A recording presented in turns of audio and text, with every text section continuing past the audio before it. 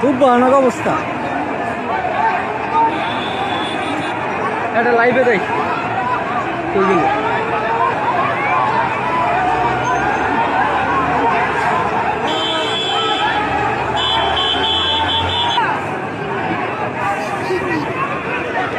অ্যাম্বুলেন্সের ফায়ার সার্ভিসের গাড়ি, খুব ভয়ানক অবস্থা।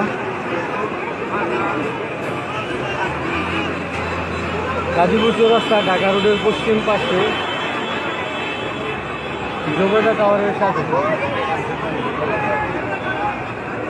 আগুন লাগছে। কে লাগে আগুন লাগছে বলা যাচ্ছে না, তবে ধারণা করে দেওয়া হচ্ছে এটা একটা কেমিক্যাল ফ্যাক্টরি। সামনে মেন রোডের সাথে মার্কেট দোকান, পিছনে হচ্ছে কেমিক্যাল ফ্যাক্টরি। এই যে উৎসুক জনতা আর ব্যাপক ভিড় লক্ষ্য করা যাচ্ছে, নিচে উপরে সব জায়গায়।